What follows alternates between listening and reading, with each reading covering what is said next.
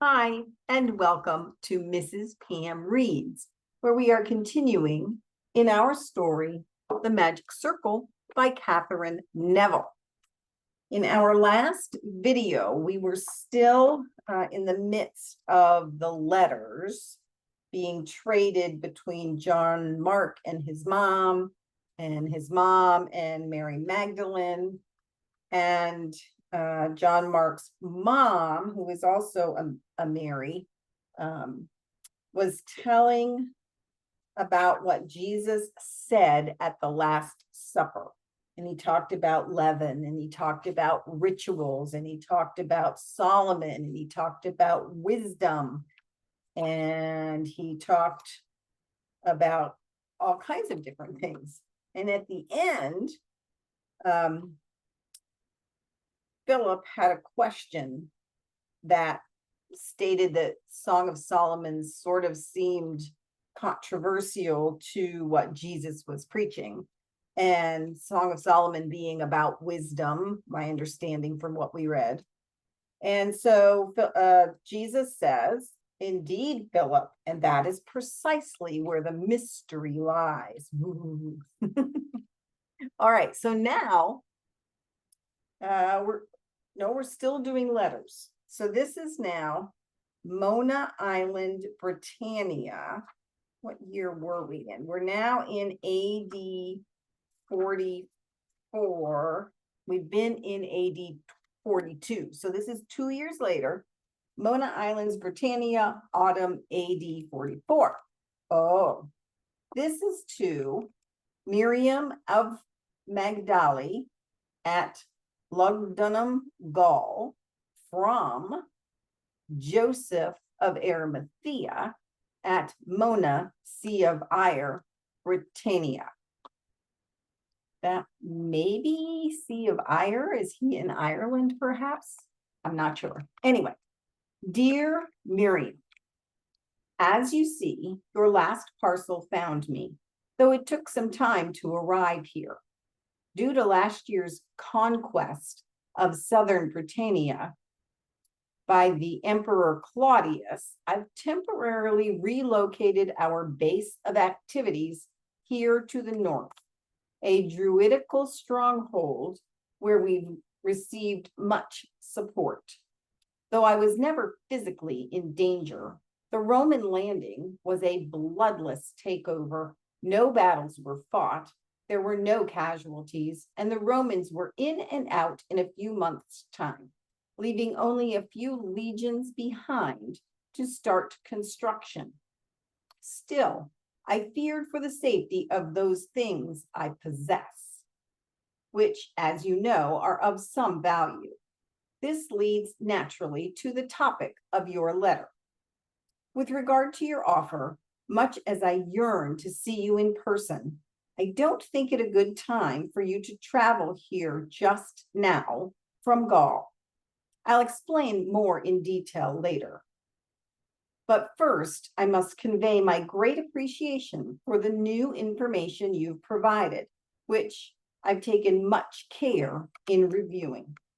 More and more, as our original numbers are decimated by the Romans or their puppets, James Zebedee's brutal execution last spring at the hands of Herod Agrippa, or Simon Peter's imprisonment, followed by his self-imposed exile to the north, I have come to see how very important it is for us to piece together a much fuller version of what the master was trying to accomplish in that fateful last week of his life. Further, with all his warnings of false prophets, it seems clear Yahshua must have foreseen someone like this Saul of Tarsus, of whom John Mark speaks in his letters, who might arrive on the scene after his death and try to alter his message in some fashion. So I've tried to combine this new account you've sent of the Master's Last Supper with his disciples, the Last Supper with his disciples, with the information we'd previously collected. And I agree that we can see far more clearly now just where his message was heading.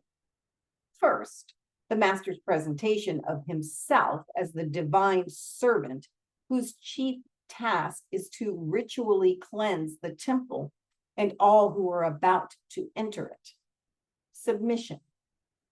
And then the comparison of his body and blood with bread and wine, an Isaac-like gesture, as if he were offering himself as both matter and spirit in lieu of the ritual offering usual on such occasions. Self-sacrifice. If only his arrest had not come so soon that night in my garden, and he'd been able to complete his initiation of young Johann Zebedee as he'd intended, though I can well see why Johann resents you so today, since you are now the only disciple who ever received the full initiation directly at the master's own hands. Finally, you must have guessed, as I did, from Mariam Mark's letter, that if the master planned every detail of the meal, it was likely no more than he did with the other events of that week. Perhaps his stress on the appointments of her upper chamber was designed to conceal the significance to him of a few specific objects. For example, the chalice he drank from at her home, which you told me she later entrusted to you at his request. It occurs to me now that he seems privately to have arranged for each of us individually to take one of the objects that he touched, or that touched him, in his last hours on earth, and to keep it in a special place until his return.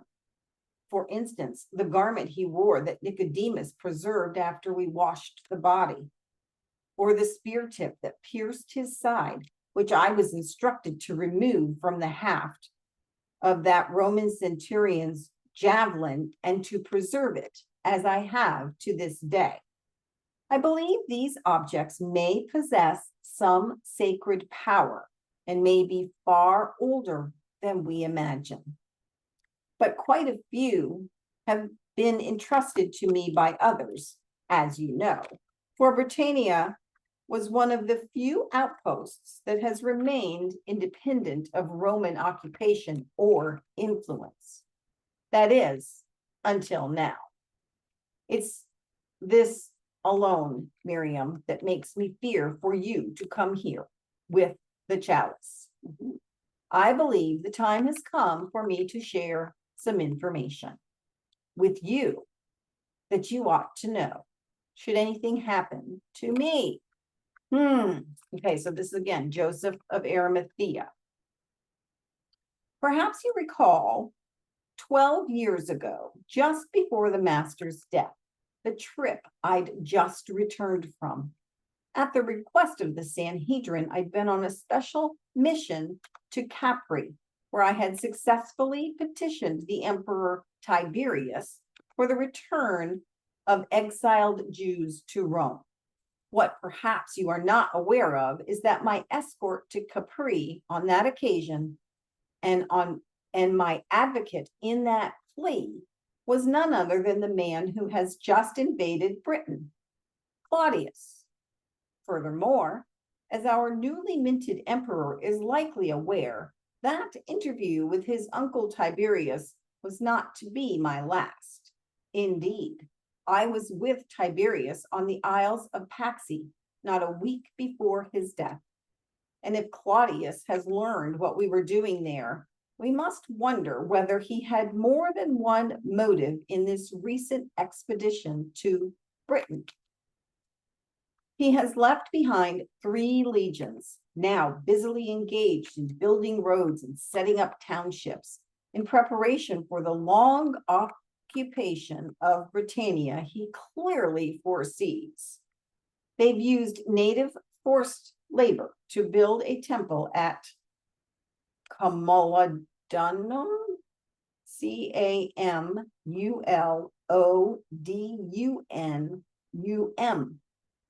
camelodonum.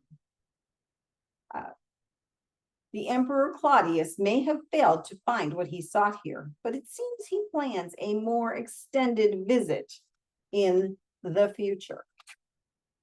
All right. Oh, we're going to keep going. Almost done. Okay. Rome, spring, AD 56. Conflagratio. While I yet live, may fire consume the earth. That was said by Nero. As his slaves untied the curling ribbons and unwound his long blonde hair, curl by curl, it tumbled in a tempestuous mass over the Emperor Nero's bare shoulders. He sat naked before the full-length glass, analyzing himself with cold blue eyes. Yes, it was true. He was actually beginning to resemble Phoebus Apollo, as everyone claimed. His facial features were so sharply chiseled as to be almost pretty. He dabbed a bit of rouge on his lips to heighten their voluptuous appearance. This explained his appeal, particularly since infancy, to both women and men. After shaking his hair loose, it fell in abundance nearly to his waist. He stood up, the better to admire his remarkable physique in the glass. Those hard, sinewy muscles, toned by several years of competing in wrestling at the Olympiad in Greece, where in fact he'd just won several first-class medals. Ah, yes, that shouldn't be overlooked. As a reminder to himself, he leaned forward and jotted a note. Give province of Olympia its freedom. To think he had still several years before 20, and already a ruler with the largest empire in world history. And surely the only emperor ever who possessed the voice of an angel and the body of a god. All this had fallen into his lap only because his beautiful mother, Agrippina, had been clever enough to marry her uncle Claudius, who then conveniently died from eating that batch of fortuitously poisonous mushrooms. Nero had Claudius deified soon afterwards, explaining as part of the eulogy that it was appropriate, since, after all, mushrooms were known to be the food of the gods. The servants had just pulled his purple silk toga over his head, arranging his curls, and finished draping the gold star-spangled cape over his shoulders, when his mother herself arrived in Nero's private chambers. She looked beautiful, as always, so he took her into his arms for a warm hug and a warmer kiss on the lips. Darling, you won't believe what I've planned for us this evening, Nero announced, drawing her away, the better to look at her. Then he undid the sash that closed the bosom of her toga and pulled, okay. Okay. So he's having his way with his mother. We're going to skip that part. Let's see. We're having supper at the Tower of Messina, just you and me in the upper room. I've prepared a spectacle that's about to start soon, just after dark, you know, and we'll miss the first part if we dally. Nero was enraptured by the beauty of the flames. When he'd first come up with the idea of getting rid of those rickety wooden houses scattered all over Rome that were cluttering up the view from his new palace, he'd never imagined the actual fire would be so lovely. He'd have to remember to record his feelings about it in his diary. But the diary recalled something he'd planned to speak of with Agrippina. Mother, I was going over some of Claudius's copious piles of papers yesterday, and imagine what I found, he said. The old goat kept a diary. It's true, all of those thoughts, if very few actual deeds. I stayed up all night reading it, and I learned something of enormous interest. It seems your brother, Caligula, before his untimely death, was on the trail of some powerful objects. Caligula had kept this even from your sister Drusilla. though they were so close. But he told Claudius about them, so he says in the diary. Though you and Julia were in exile, as you'd say, you were hardly Caligula's confidants. Still, I thought you might have learned something from Claudius. Not this time, Nero's mother said calmly, sipping her wine as she looked down over the city of 7 hills that lay in darkness, spangled by many little bonfires that were growing steadily brighter. But in fact, she added, I heard something of it from Drusilla's husband, Lucius, when I came back to Rome to bury my brother. Lucius' own brother Gaius had been a centurion in Roman Judea under Tiberius more than 20 years ago, and he presided over the execution of one of these annoying Jewish religious fanatics you've lately been tossing to the lions. It seems already back then that they were rabble-rousers, and their original ringleader was the very chap Gaius crucified. But the interesting part is, it seems he didn't die by crucifixion, but was killed by a stab of Gaius's javelin, which then inexplicably disappeared. Apparently, the Jews believed the javelin had some mysterious power of a religious nature. I was never quite clear on the rest, so I'm afraid that's all I really can say. Agrippina set down her wineglass and came over to sit on Nero's lap, just as she used to do with Claudius whenever she wanted to have her way or wangle something important. Nero grew instantly suspicious, but it is, okay, skipping that sentence. Just when he most wanted to pay attention, not only to the wonderful spectacle he'd arranged outside, more important to the topic of conversation that had been so unceremoniously abandoned by her ploy for sex. But Agrippina, okay, we're going to skip some more. I don't believe that's all you know, Nero told her, tossing his long blonde mane over his shoulders. He gazed down at her with icy blue eyes. Claudius says in his diary that Caligula had all this information, not only from that brother-in-law of yours, as you said, but some more from Tiberius too. He lists what the items are.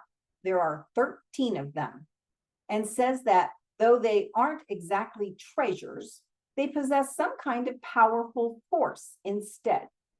Claudius even invaded Britain years ago, trying to get his hands on them. You must know about them, maybe what their value is too. He bent down and grabbed Agrippina by the arms, pulling her up off the floor to face him.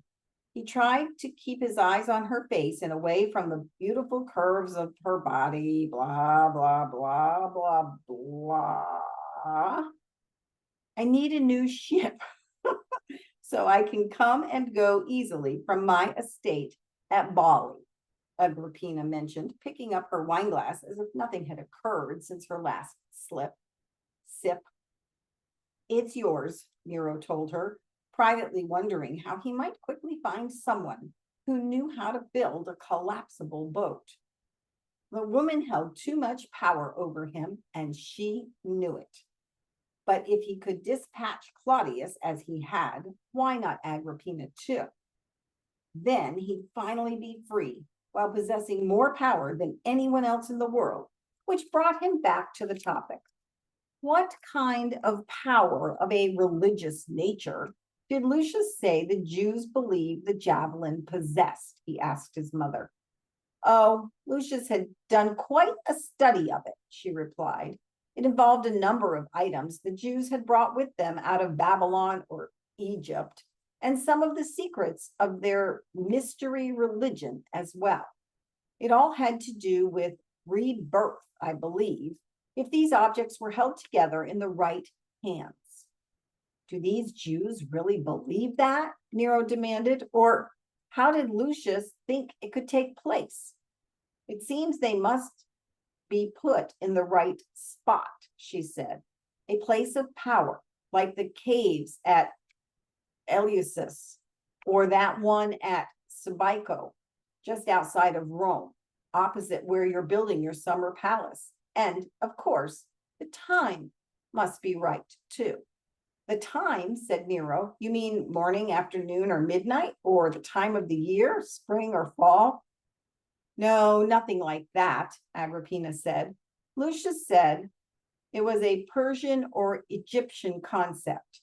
She stroked his arm and added with a smile, I mean, the idea that it must be done while the aeon is changing, at the cusp between one celestial age and another. But then, said Nero, gazing out on the raging fires that were now devouring his eternal city, that would mean these objects must be collected together right now! Exclamation point. And that's the end of that section. So we're going to stop right there. Whew. All right, you guys. It went a little longer than the others, but we were so close to the end. We could have done 2 shorts or 1 long. Anyway, I hope you have a wonderful day, and I will see you next time.